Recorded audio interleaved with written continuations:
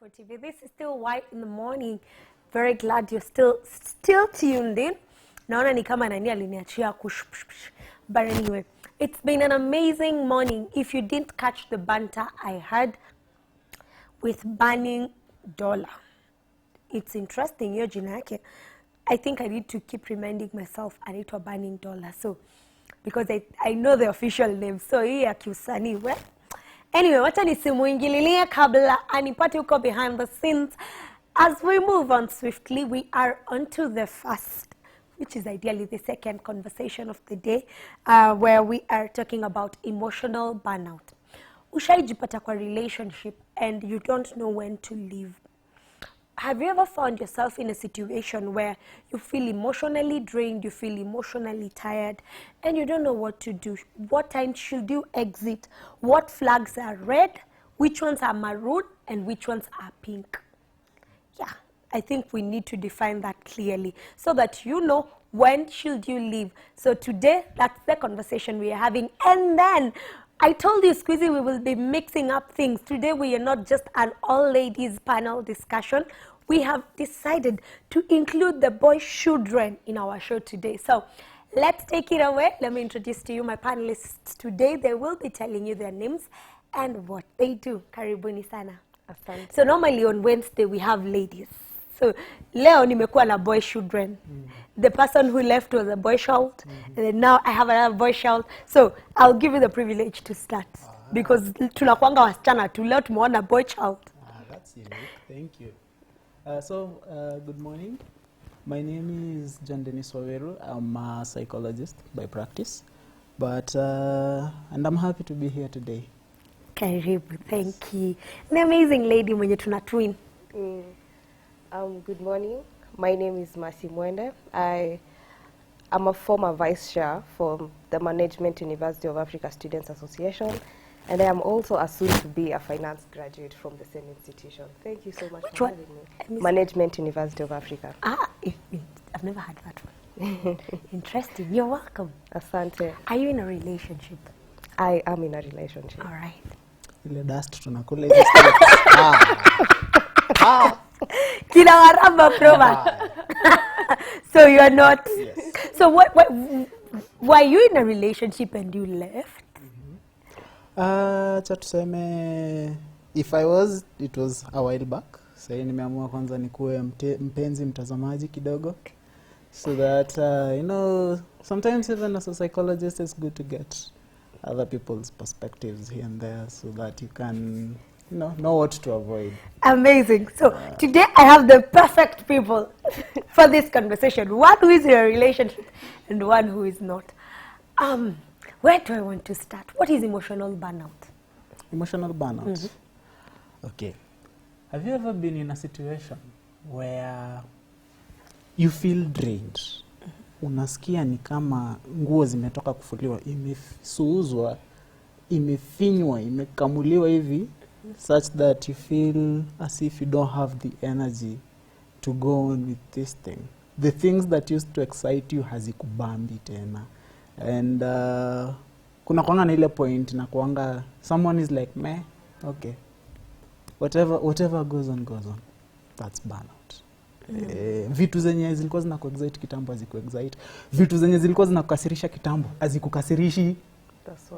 Umezoea. Like if there is something you used to quarrel about, imefika point hata hauna issue, hauna interest nayo kabisa. That's burnout. Yeah. You seem to agree. Mbaya. I mean, emotional burnout is when you no longer have interest in anything. And I think you get to act like I don't care, which I think many people don't like. But yeah, it is a defense mechanism that people have. Unakuwa tu don't care. Umejaa mwe sawa. Uko sawa. Mbaya. Yeah, utaki tu story. Yeah. So in the context of mapenzi, what is emotional burnout? Hey, if you've been in a relationship where, relationship iko mpya, things are usually very polar in nature. You're usually waiting on someone to text you. you know, someone to call you, or you call them and you text them. You're usually waiting for the next time to see them, you know. Unakuwaga ukingojea vitu mob sana zi happen. And unakuwaga tu na hiyo anticipatory mood. Akiangalia mtu mara mbili unaboeka, you know. So ikifika point where that no longer interests you, either because the relationship imekuwa monotonous, ama the relationship imefika mahali hizo bad behaviors, hizo misbehaviors zimekuwa mingi, such that nothing surprises you anymore. Unajua? So itafika point utaanza kusema let it be. Ni huyo, hivyo ndio wako. I get. So zile vitu zilikuwa zinakubamba kitambo, hazitakubamba, zinaacha kukuinterest kabisa. If you used to call each other every day, for example, if you used to meet every weekend or every so often, you stop looking forward to that. Hata akikupigia kwambia babe, sijui leo something came up nini. Wewe kwa roho una jubilate. You're celebrating because God, finally time for myself. Najua? Before I hear what you want to say, because umeniangalia na kale kama choka, nikaona kakitu hapo nataka kusema. So before I hear what you want to say, let's take a video talking about emotional burnout in relationships. Let's go.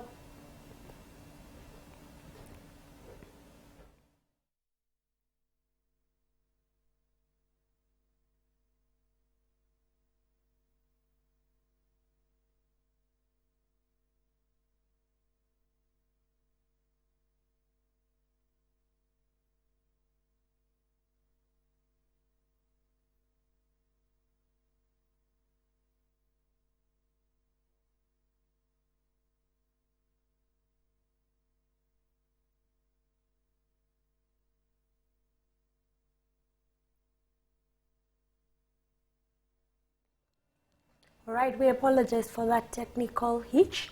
But then I think from the words Nimona, my boys want to discuss wakisema sahi someone can concentrate on that range. Kwani tunakuwa tumewapea pressure aje? Ati unaweza concentrate. Sasa kwambia tu mtu akubaia nywele tu 40,000 hivi ni kitu ya kukwambia vibaya. Mbona akubaia nywele in the first place? Oh wow. Hey! We have suffered. What? I am coming back. Hold a pin on that. What is emotional burnout for you in relationships? I think for it to get to a point of having emotional burnout, your relationship haiko, imeisha.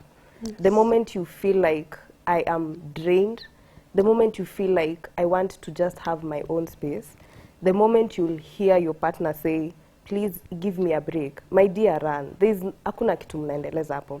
There is no relationship there. And that is when you decide to quit. And I think you do not have to run away from that feeling of emotional burnout. Face it, live in it. And then once it's gone, my dear, utaenda na speed moja hatari sana. Yeah. So umesema kwa nini tununuliwe nywele? Kwa nini tupelekwe out? Kwa nini tubaiwe gifts? Kwa nini tufanyiwe? Why not? Okay.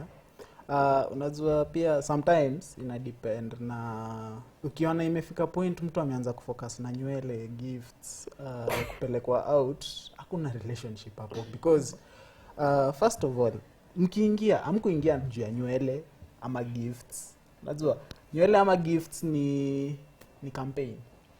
Unaona?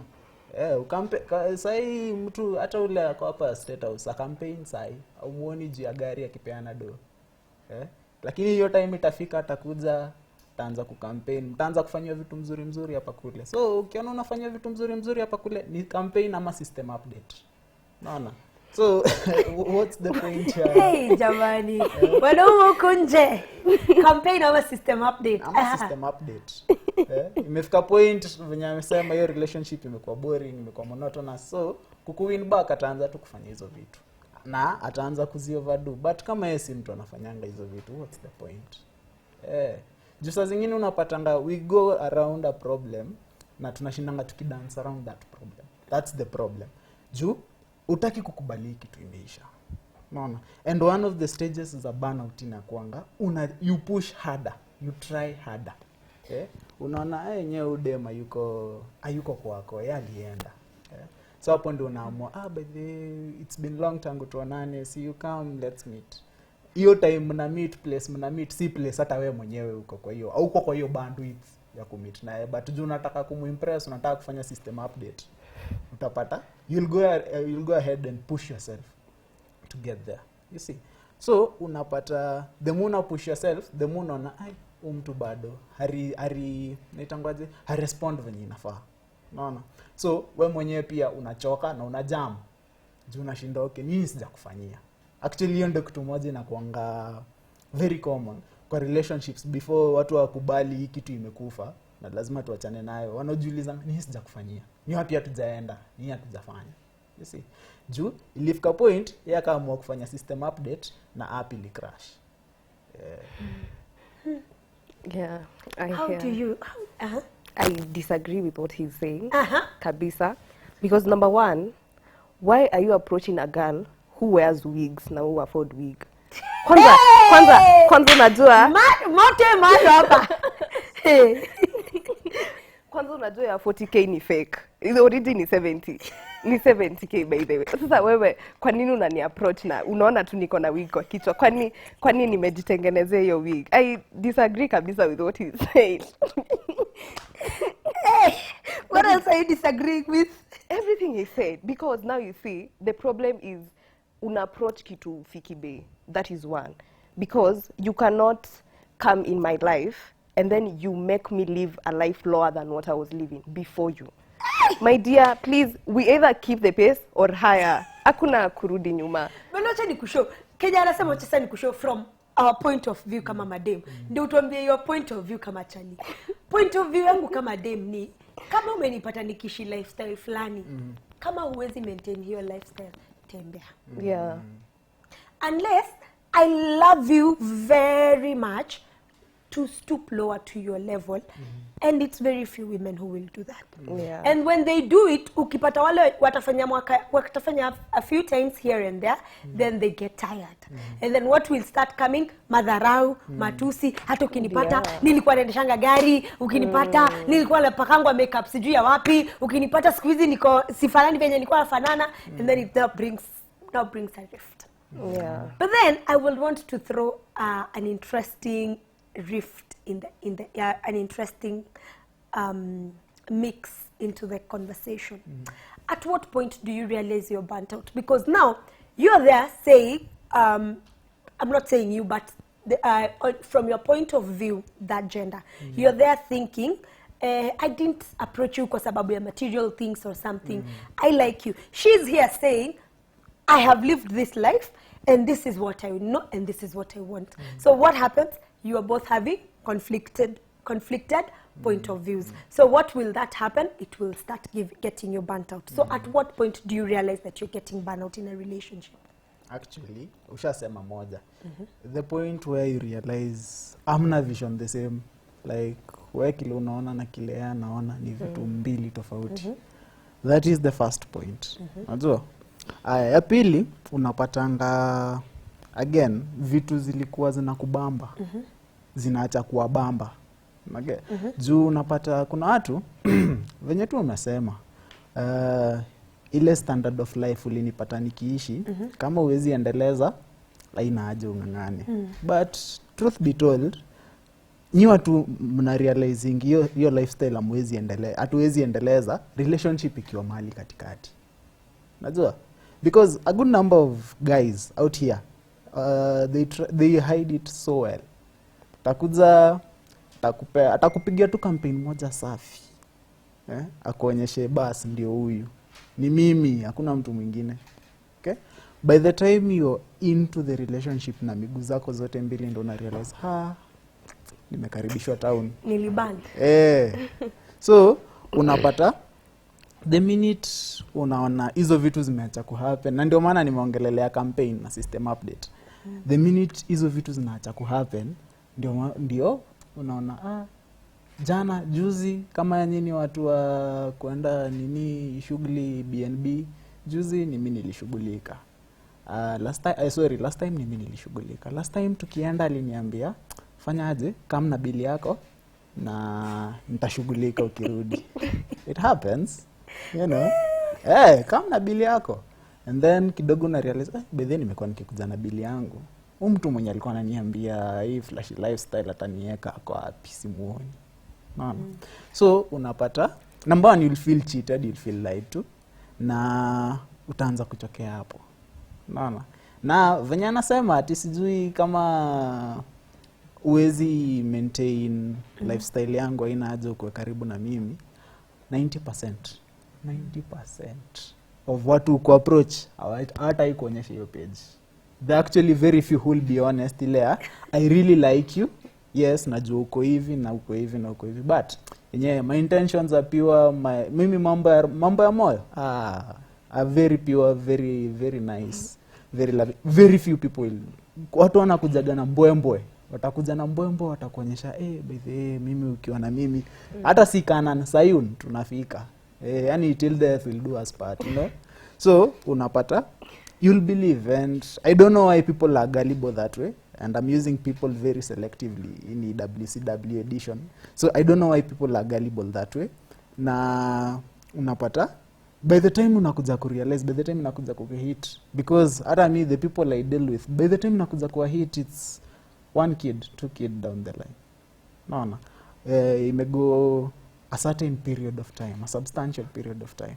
Naona na pia saa zingine si material, saa zingine pia ni uongo. Ulienda ukapata mtu anakuonyesha venye yenyewe ni wewe, but unaingia unapata ni kama post ya Facebook, ni wewe and 17 others. Unajua? So at the end of the day view only, you're the only viewer. Ama ni wewe kwa sasa. Unajua? So by the time hizi vitu zinakujanga kukuhit, unakuaga so deep. Your time sasa ndo umeinvest. Acha hata lifestyle yako, ati umesema I can hold it down for this person. Your time umeinvest hata emotions, umeinvest energy yako. Unajua? Na mimi kitu moja najua na madem ni mkipenda mnakuaga very generous. Again, I'm using the term generous selectively, but mnakuanga very generous. You're actually willing to support. You're actually willing to play your part. Unaona hivyo venye unasema utaloa lifestyle na ni watu kidogo sana wako. Actually, if you like this person and yenyewe unaona future na huyu, imagine utafanya. See, so your initial question was signs of burnout. So unapata ni hiyo number 1, ni hiyo yenye ulisema. Number 2, zile vitu zilikuwa zinakuinterest hazikuinterest. Unaona? Zile vitu zilikuwa zinakubamba, zile vitu zilikuwa hata zile vitu zilikuwa zinakubo azikubo anymore, like hakuna kitu hujaona. You see, you're out of there. Number 3, unapatanga hiyo ndio time unarudingi soko ka hujarudi, unaanzaga kufanya window shopping. Wale watu walikuwa kwa line unaanza kuambia by the way kulingana venye kunaenda ni kama tunafungua open season coming soon. I get. So yes, you start entertaining other options. Yeah. Now it's not necessarily people, even other spheres of your life. Kani job utaanza kufocus more on job. Zile goals ulikuwa nazo, zile dreams ulikuwa nazo, unaanza kufikiria wewe peke yako. Uanze kufikiria wewe na mse mwingine. Yeah. So off the top of my head, those are the ones I can come up with. You had like it looked like you had 1, 2, 3, 4 many things to say when he was speaking. Please download them. Okay, so one, I think the mistake that most people do is getting into a relationship in a honeymoon phase. Quick, fast, you're so excited, like, you know, I met this guy, he's right, he has an Audi, or he's doing, my dear, you will cry. Utalilia ndani. Walisema walilia ndani ya Range Rover. Na wewe utalia. Imagine utalia na utatoka uanguke huko kwa barabara. Uendelee kulilia huko kando. Because utalia na uanguke uendelee kulilia huko kando. Because now you see, let me use an example of Kina Diana. When Diana was meeting Bahati, Diana was living a very top tier life. But now you see, one thing with Diana, aliangalia akili huyu jamaa. Matters of the heart are very critical. Oh my goodness. Hata Bible inaongelelea matters of the heart. Very critical. And that is why most ladies tend to fall in love and then wanakuwa heartbroken and say, oh, Nairobi. Because you looked at this person and said, you know what, this guy is financially stable, this guy is physically fit, this guy is living in Westlands, oh my dear, it is fine. What about the emotional stability of this guy?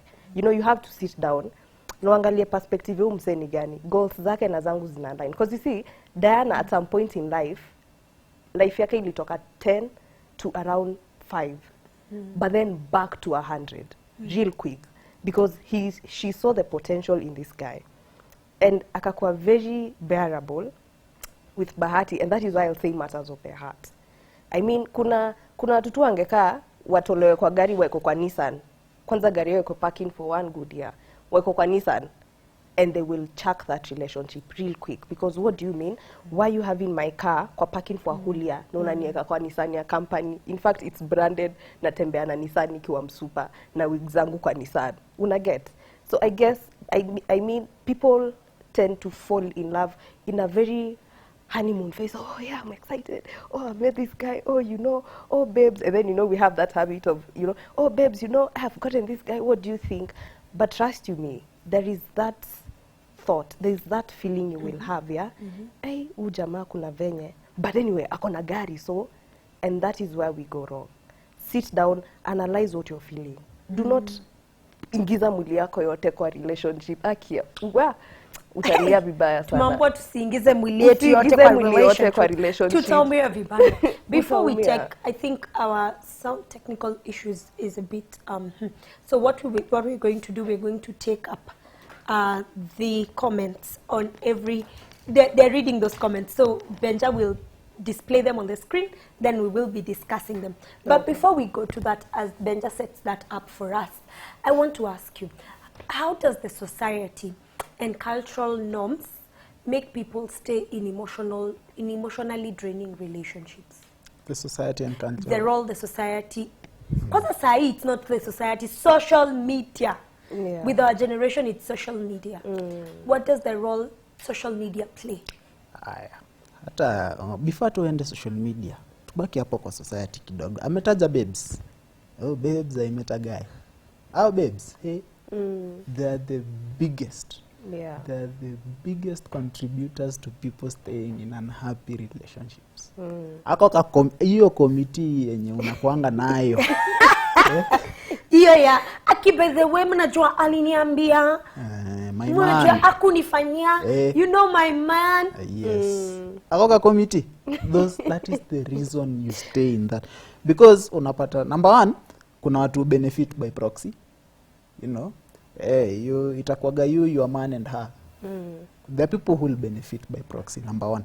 Number two, utapata 9 out of 10 times you really never share the unhappy stuff. Actually, one thing mimi najua na madem, mnasharigi the unhappy stuff ikienda kuisha. Kama imeisha pale ndo utakuwa unajua, ya kumbe alikuwa anafanya na alimfanyia. You know. But hapa katikati when things are rosy, you guys don't like showing the thorny stuff. You see. So hata hizi vitu zikianza kukame up, ni ngumu sana upate zikiadresiwa juu amuongei kwako kaka organization kenye mko nako. You see. Number 3, unapata kikulacho kingoni mwako. Real.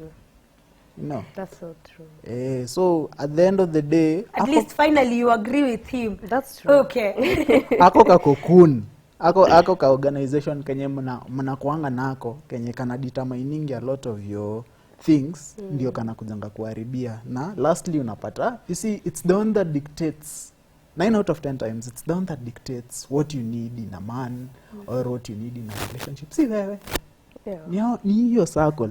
So the person mwenye utapatana naye, mwenye committee ita approve, ni wale watu wenye anafit kwa hiyo ideal ya hiyo committee. Funny enough, I don't think I have girlfriends, but I don't think I ever cared so much about what they think. Me not tumekosana na best yangu fulani jua she didn't like my man. I'm like, excuse you, it's either you or him, and I'm definitely not choosing you. And we had known each other. She was my best friend for 6 years. So I was like, by the way, kanyanga frame. But you see, the point ni, she didn't like your man.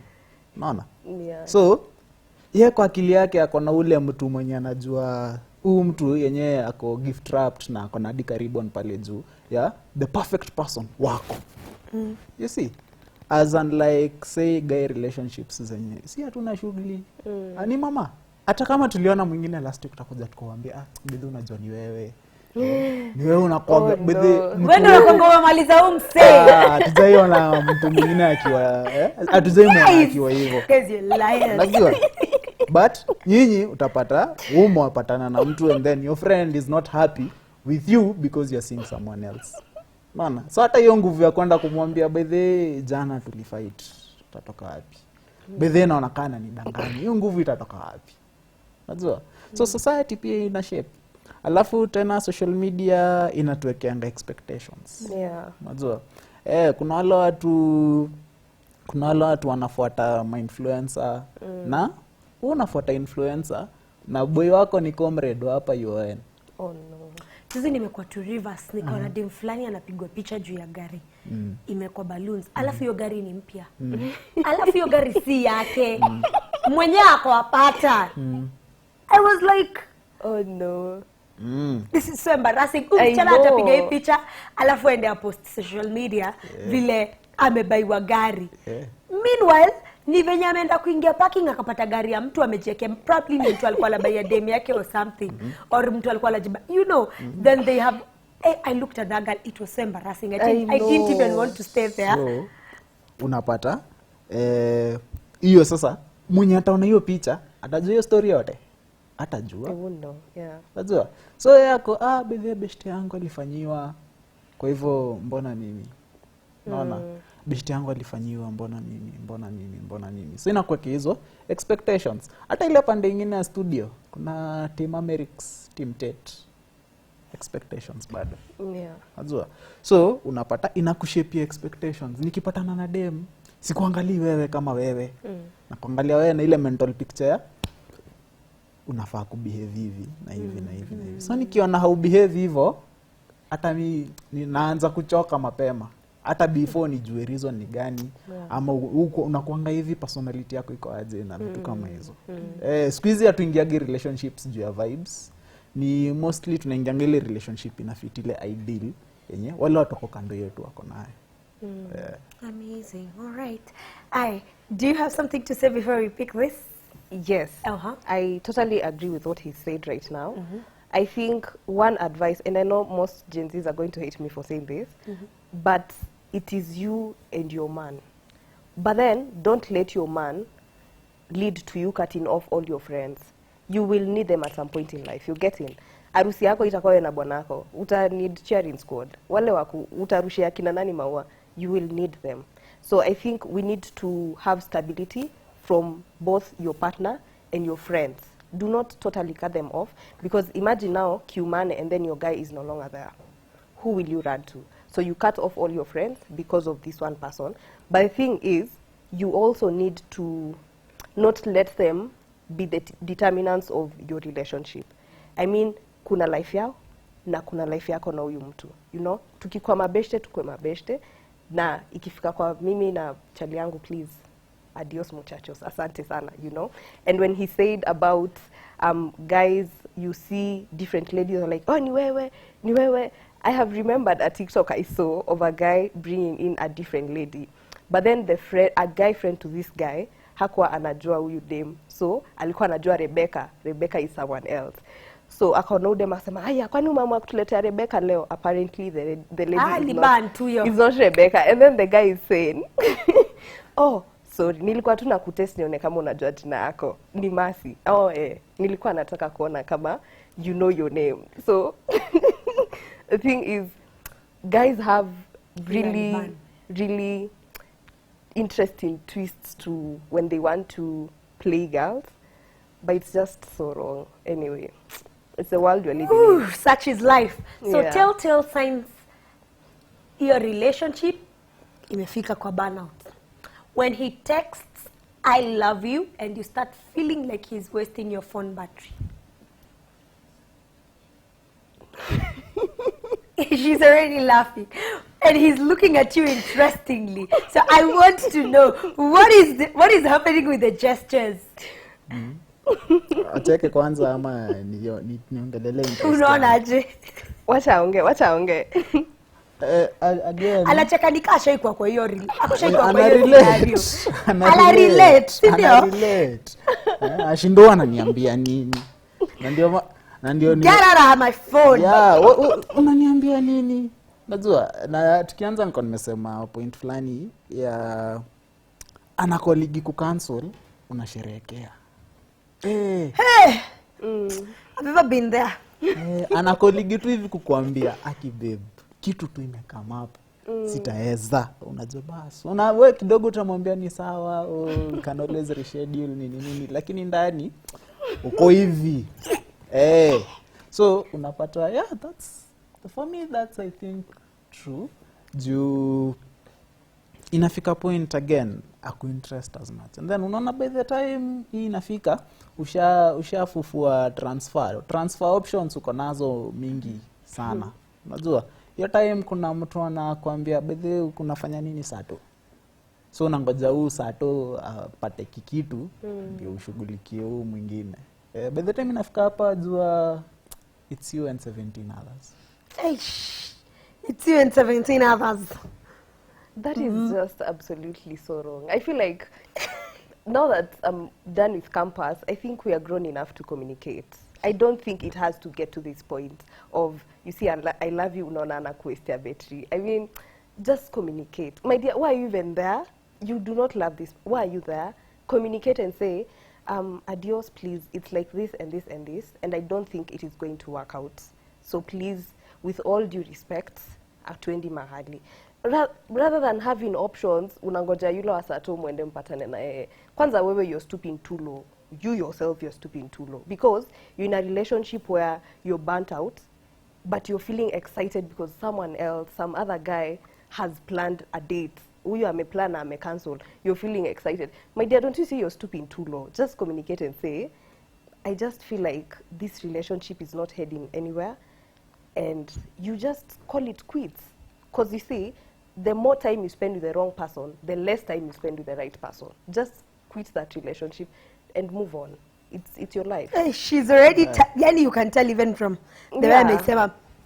Move on. Turn the next. Yeah. But unajua haikuwagi rahisi hivyo because communication does not just start. Kwa relationship yenye haikuwa built on communication cannot be destroyed by communication. Unajua? For you to have communication in a relationship, to have communication that signifies the end of a relationship, there had to be communication throughout.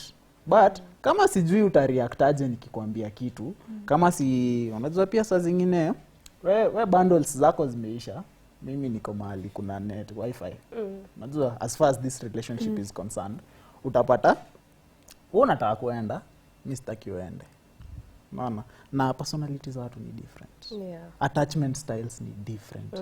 Kuna mtu ukikuja umwambie by the way I think we should take some time, ama by the way kitu I work, tuachane nayo, hata i-translate by the way sikupendi, umedhoofika na I don't want you.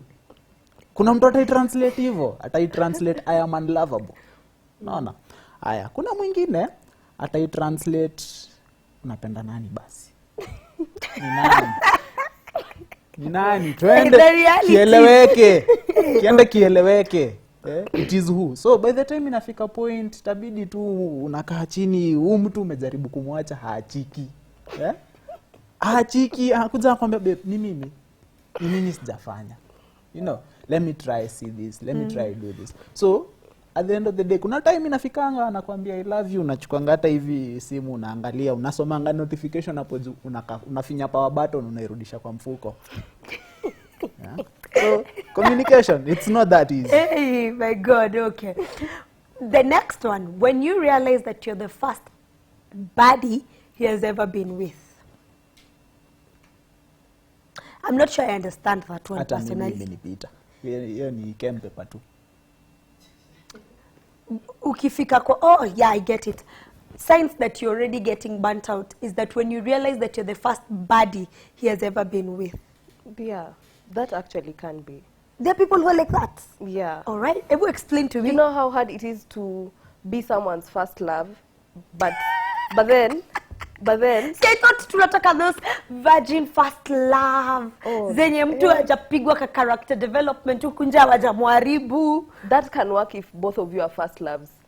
Me see first love, I have met some other guy, but then mi kwako nimekuwa first. You're going to, kwanza wewe ndo utakuwa na attachment issues. Nataka kuenda wewe utaki niende. Utanivuruta nyuma. Yeah, that actually can be. It is actually so true because you sit down and you feel like this guy is experimenting this thing called love with you, and that's why unaweza mwambia babe nibaie wig, and they will be so good. They will be the Mr. Right here because they don't want to do anything in a wrong way. And at some point, I think ladies, should I say that? Jana wangu ataanza kunifanyia hivyo hapana. Now you will ata utafeel ni kama ako too good. Unapata unamwambia babe leo nataka kula indomie. Anakuambia sawa tukule indomie. Mwanaume unakula indomie aje? I don't know if you can understand. Kwa nini unakula indomie? They will be so good. As in, you will need people who can oppose what you're saying. I tell you, babe, I think we should invest in this thing.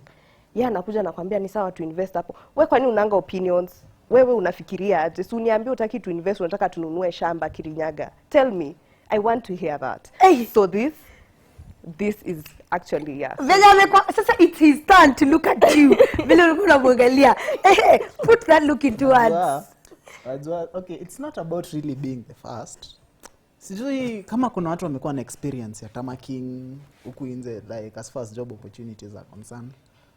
Unatokanga nje maisha inakunyorosha in such a way that mtu akikwambia by the sawa chukua nitakupea 15. Uko okay, sawa. Uko ukikuja mpaka Sunday, sawa. Okay? Sometimes it doesn't boil down from it being your first experience, but you see the thing is the only difference ni it being your first experience, kuna hiyo motivation, kuna hiyo enthusiasm, there is everything. Okay? But inafikanga point watu wamekula dust huku nje, like they're willing to settle for anything. And with anything despite what it does to them. Watu huku nje people have suffered. Okay? So unapata mtu hataki conflict. Unajua mtu mnaweza piga tu hivi ka conflict kidogo, unaweza disagree na hivi kidogo akwambia bebe tuende break. Na kumaanisha tuende break amefungua transfer options. So wacha tu Jotaki muende hiyo break.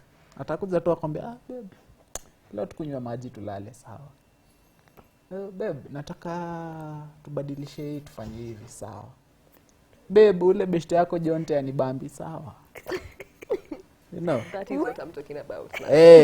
So inafika point your compliance inakuja from wanting to avoid conflict, not really your experience. You know how it feels to lose this thing. All right. So the next one, when he is sleeping next to you and you realize just how ugly he is, then you start judging yourself. Well, let me tell you, this one, Nicola, personal experience. Let's see, Driati, someone was sleeping next to me. But because, have you ever looked at someone and wondered if they were ever your ex and you want to rub them from your history? I have that such a person. Ulijiuliza uliona nini? Huyo asiwahi ambia mtu nishaikuwa ex wake when I met it. Sorry. Don't worry, it's a safe space. Because let me tell you, comment fupi tu, hiyo imenigusa. Yeah, I feel it as well. And Haki, matters of their heart. Haki, if there's something I find it so critical in this life, is matters of their heart. Kwanza, I saw something that said, it is so terrifying when you're in a relationship, okay, when you're married and you have, let's say, several kids down the line, and then you start feeling like your body is typed in a way that you do not understand, and then you go and get tested, and then let's say you're positive, you have STIs, and that's caused from your cheating man. Aki utakaa tu hivi umwangalie, and then you just relate and say, kwanza nyinyi ni wajinga tu kama baba yenu. You get in? It is so annoying. And I don't think inakujanga tu abruptly at now you sleep and look at this person and say, "Ai, mbona ndevu zake zimemea unevenly." Uta imagine. Let's agree. Wewe ulipenda ukiingia kwa honeymoon kwanza ulikuwa so excited huku notice ndevu ni uneven. Na hata kwanza ukifanya makosa mwambie mwende kinyozi, akinyoa side moja itakuwa clean, ingine itakuwa bado na tunywele. So bado itakuwa uneven. Unaget? So I think kuna tu vitu wanafanyanga unaanza kumwangalia unashangaa who is this person? And I don't think anyone deserves to get to that point. Honestly, they are just it's so terrifying. Kwanza hapo kwa sleeping, imagine umelala hivi unaamka unasema guy Kiki monster.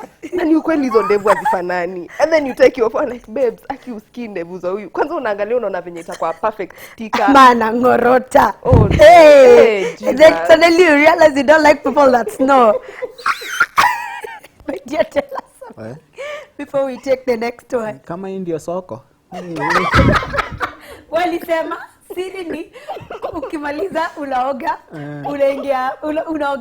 unaingia soko, alafu una avoid side ya kitunguu. Una side ya nyanya na viazi. I think mimi nitakuwa kanje. Au unafika kwa avocado penye unafinya kidogo. But unajua hizi vitu ziki happen, there's nothing new. Unajua hizo vitu zilikuwa from the very beginning, ni ile tu haikuwa your point of focus. Unaona? So ina happen juu point of focus yako imechange, ndo unaanza kunotice hizi vitu. Juu unaanza kunotice bedhe mbona anangorotanga. Kama sauti fulani fani anatoaga ile time fulani. You know, you start noticing the little things zenye haukuwa unajali kuzihusu because your focus was not there. The thing you are looking for was not there. Hizo vitu zilikuwa from the very beginning. Zingine zinakuwa obvious, zingine una realizing as time goes by, but they are there. Unajua? Okay. Kuna mtu anakujanga anakuambia but huoni venye anakuanga fisi, unasikia amekwambia but unajua hata mimi nakuaga nature lover, napenda wanyama, you know, all that. So at the end of the day, focus tu ndio you change. So, nasikia my director akiniambia tuko na 5 minutes to wrap up this conversation. We've not talked about red flags. We've not talked about when is the right time to leave. We've not talked about mental health because it's one of the biggest things that affect young people. Of course, tumeona nini na to affect majenzi, watu wanauana left, right, center. Mental health uliachwa, you didn't know when you got burnt out and you needed to leave. So I'd request if we can have a part 2 of this conversation next week. I don't know how available you are. We'll have that discussion with Benja atuambie. We will go about it, but we have to finish this one. If kuna zingine, I think we will take them next time so that we are able to wind up. That's okay? Yeah. All right, thank you. So the last one we are taking for today, because hii conversation tumesema ndio imefika tu climax. Hatujaanza part 2 ya kuulizana red flags zinakaaje. So we are taking this and then we will wind up and then we will do a part 2 of this conversation next week. That's fine? That's Thank okay. you. The relief when he finally breaks up with you and you can finally focus on the one with the Range Rover Sport in peace.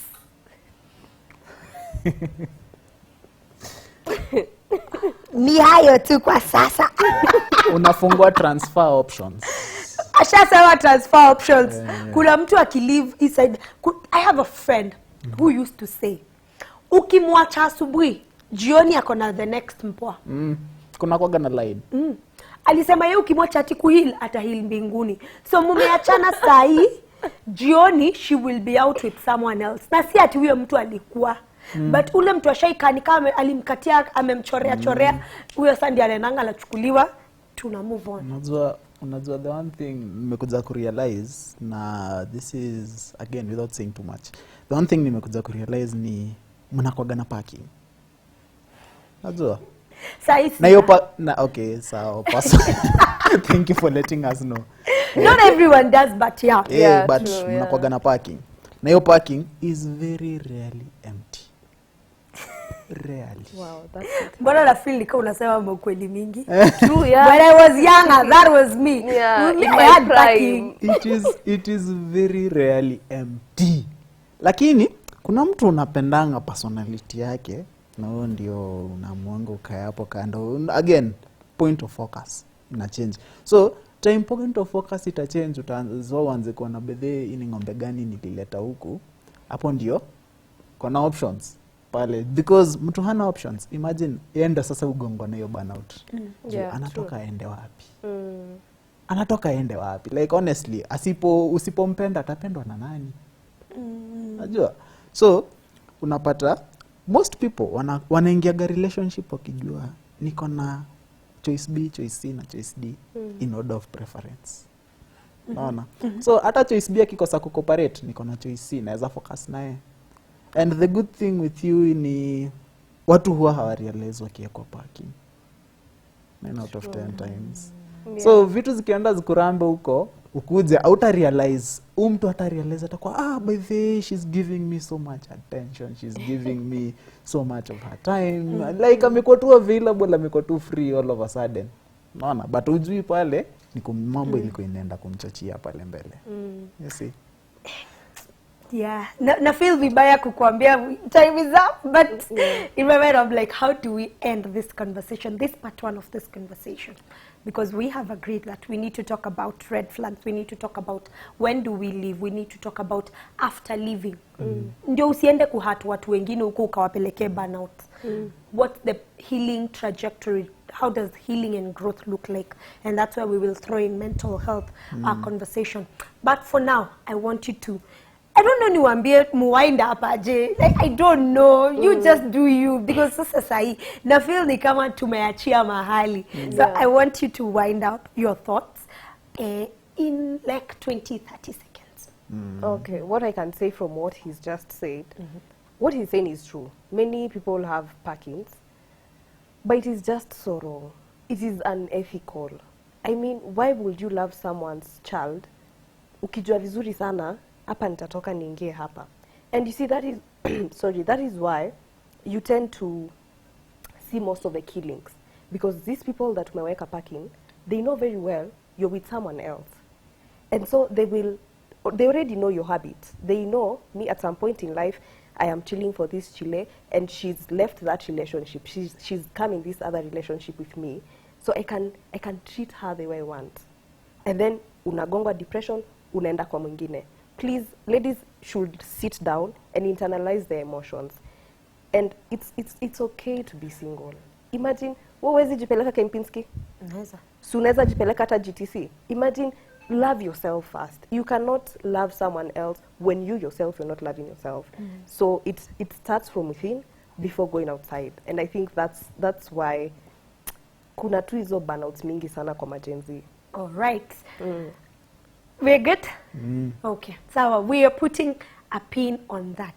We will pick it up next week. We have agreed this is a broad topic that cannot be finished in one sitting of 45 minutes. So that's all we had for you from morning. Thank you for sticking with us. Thank you for starting your day with us. 3 hours is not a joke having you sit and listen to me and my fellow colleagues, but it means a lot. God bless you. May you have a good day. My name is Grace Maingi.